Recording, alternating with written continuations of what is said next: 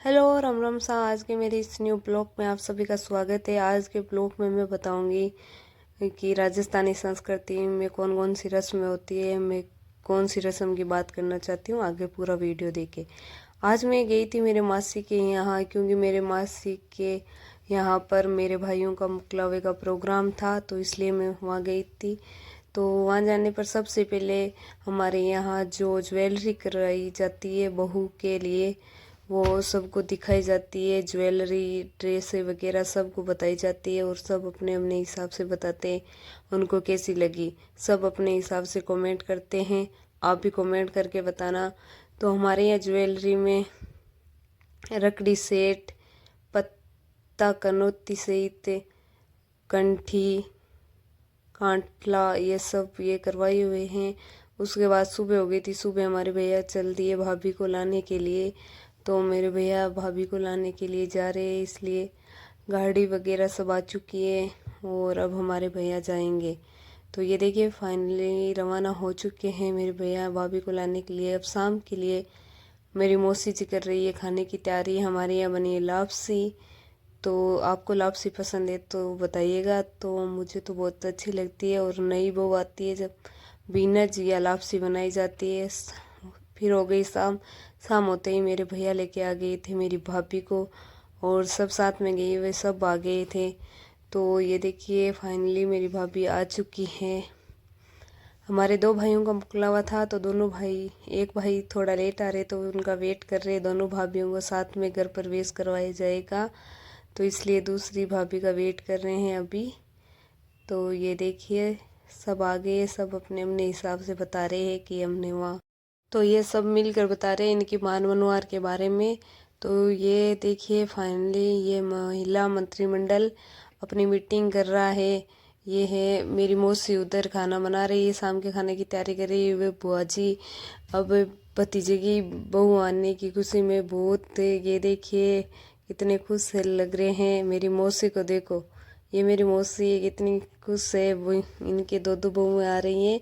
तो ये देखिए फाइनली हमारे भैया हमारी भाभी को लेकर आ ही गए घर पर। तो ये हमारी भाभी जी आ गई, ये बड़े वाले भैया और भाभी जी हैं। तो फिर रात को हमारे यहाँ राती जोगे का प्रोग्राम रखा गया था, जिसमें महिलाओं के द्वारा गीत गाए जाते हैं और महिलाओं के हाथों के लटके झटकों के साथ ये गीत गाए जाते हैं। तो ये आप देख सकते हैं ये कितनी खुश है और अपने हैं गायन में मस्त है। तो ये देखिए हमारे यहाँ महिला मंत्रिमंडल अपने ही राती जोगे का प्रोग्राम कर रही है और अपने हाथों के लटके झटकों के साथ ये प्रोग्राम कंप्लीट करेंगे। तो ये देखिए सब कितने खुश नज़र आ रहे हैं। आपके यहाँ भी राती जोगे का प्रोग्राम किया जाता है क्या? कमेंट करके ज़रूर बताना। हमारे यहाँ बहू आती है, उस दिन राती जोगे का प्रोग्राम किया जाता है। तो अब ये है राती जोगा हो गया है कंप्लीट। तो सुबह हो गई। सुबह हमारे भैया भाभी पहली बार, भाभी आई है मुकलावे के बाद, शादी छोटी ये थे तब कर दी थी। तो आज हमारे यहाँ देवता धोके जाते हैं दूसरे दिन। तो आपके यहाँ भी देवता धोकने की रस्म होती है क्या दूसरे दिन? तो हमारे यहाँ देवता धोके जाते हैं। तो सबसे पहले गोसाई जी महाराज के गए थे। हमारे यहाँ मौसी के गोसाई जी महाराज को सबसे पहले माना जाता है। उसके बाद हमारे यहाँ गए थे ठाकुर जी महाराज के। तो ये देखिए हमारी भाभी और दोनों भैया बैठे हैं भगवान के सामने। तो याद जोड़ रहे हैं, इन्हें चिन्नामत वगैरह दिया जा रहा है।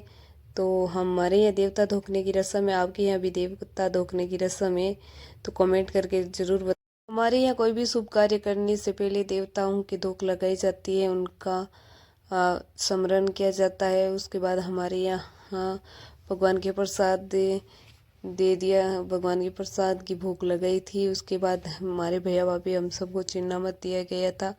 चिन्नामत गंगा जल से बनाया जाता है, जिसमें तुलसी माता के पत्ते डाले जाते हैं।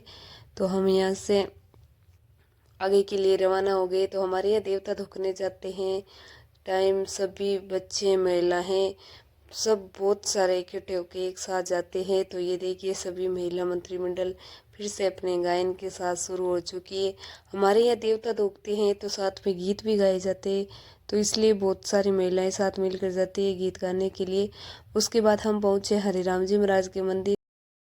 हरिराम जी महाराज के मंदिर के कोई पुजारी वगैरह कोई नहीं था, तो इसलिए मुझे बोला गया था कि आप आ जाइए जीजी और भगवान के प्रसाद चढ़ा दीजिए। तो मुझे ये मौका मिला, तो मैंने भगवान के प्रसाद चढ़ा दिया था। तो ये हमारी दूसरी बड़ी वाली भाभी थी। फिर हमारे यहाँ भैया भाभी ने भगवान के धूप लगा के चारों तरफ परिक्रमा दी। उसके बाद ये ब्लॉग आज का यहीं ख़त्म होता है। नेक्स्ट ब्लॉग आगे आ जाएगा। पहले ये ब्लॉग देखने के बाद कमेंट करना आपको